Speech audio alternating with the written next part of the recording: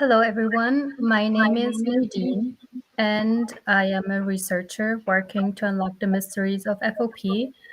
I'm also the IFOP Board Vice Chair, and most importantly, I'm a person living with FOP. This means I live with the reality of this disease every single day, and living with FOP means that my or our bodies relentlessly turns muscle into bone, progressively locking joints. For 35 years now, our community has been funding the pursuit of finding a cure, a journey that began with the IFOP's funding back in 1986. And today I want to talk about how, together, we can accelerate that pursuit. And for this, I'm really excited and happy to welcome Mark Hamilton, Research Director at the IFOPA. So thanks for joining me today, Mark. And to start off, it would be great if you could briefly introduce yourself. Good morning, Nadine. It's a pleasure to see you again. My name is Mark Hamilton. I'm the Research Director at the IFOPA. I'm a professional scientist by training, a career scientist, and I've spent many years in the research space working both at the academic level in the pharmaceutical industry and also in the non-profit space. Thank you so much, Mark. That's great.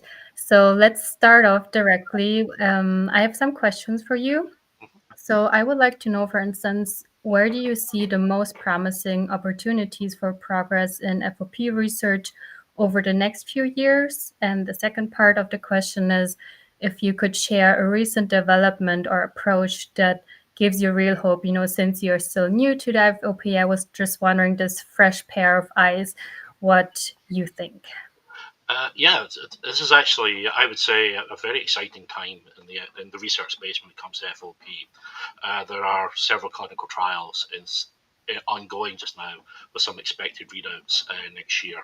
We'll see if that happens, though. But the fact there's a lot of interest in the pharmaceutical industry to help individuals with FOP through clinical trials. And from the research perspective, we've learned a lot about FOP biology. There is still a lot to learn, and the more we learn about FOP, the more we can really understand how best to manage the disorder and actually give hope to FOP patients and their families that we are nearing at least a level of where we can control the progression, the bone growth progression, to a point where we can actually get cure lined up in the future. So, from that perspective, there's a lot going on that will hopefully help FOP patients now versus in the future, where we hope to be able to cure the disease. Yeah, I totally agree. Really exciting times right now. And, every gift to In Pursuit of a Cure matters. And can you maybe explain how donations directly fuel research and bring us closer to those treatments? Yeah. So the one disadvantage of financial disadvantages to rare disorders is that they're not particularly well funded from the research perspective because they only affect very small population of patients. So every dollar, every euro we raise really goes into research. It's helping those investigators who want to do something with FOP. We provide funding for them to move the research forward. That allows them time to continue research while they're trying to secure other sources of funding. So that's the importance of the community coming together and providing funds. It really is to keep the research going, to provide those new insights and new thoughts about how to treat FOP and to bring benefit to patients and their families. Yeah, that's so true. I mean, from personal experience, I can tell how hard it is to get funding for research.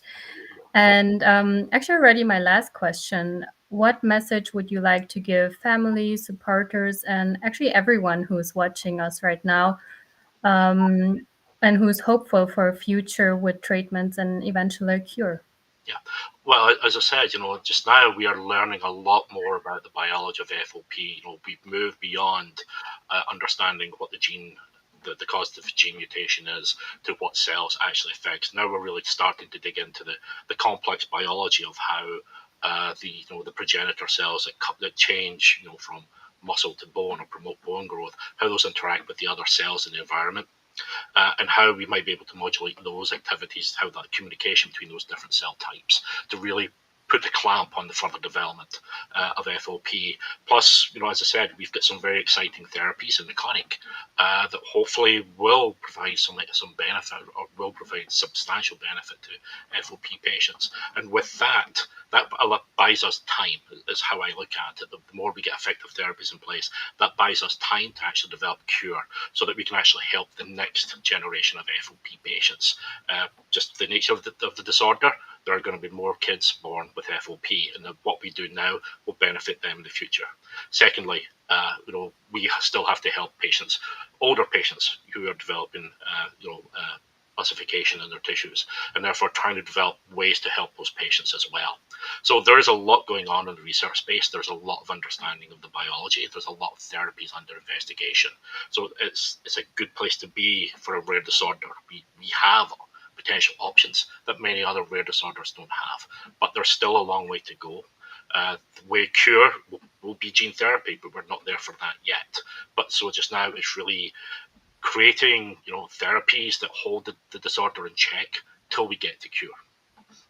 Yes, that was a beautiful message. Thank you. And I totally agree. We have come a far way, but we still have a very long way to go too. So thank you so much, Mark. Actually, this is already the end of our little interview. It was really, really great talking to you. And I think what I really take away is that we are in a very, very hopeful time right now, and this hope fuels our community. But also, this hope is really fragile. So, and it really depends on one thing in the end, funding for research, as you said.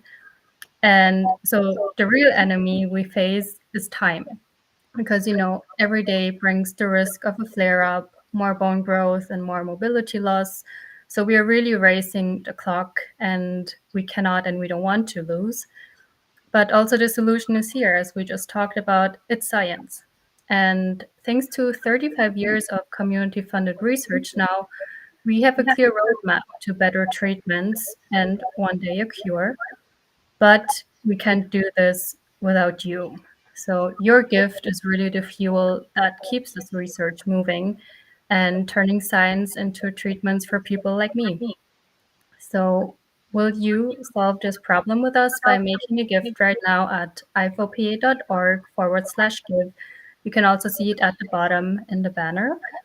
And your donation supports a future, our future, and finding new treatments and or having a cure would mean to me being able to live a more carefree life, meaning not having to worry about injuring myself, for instance. And so to sum it up, we have science, we have the momentum, but we really need now is you. So please give your most generous gift today, again at ifopa.org/give, and help us cross this finish line. So thank you again to you, Mark, for this interview today. I had a great time with you. A pleasure to talk to you again, Nadine. And yeah, thanks so much for listening in. Goodbye.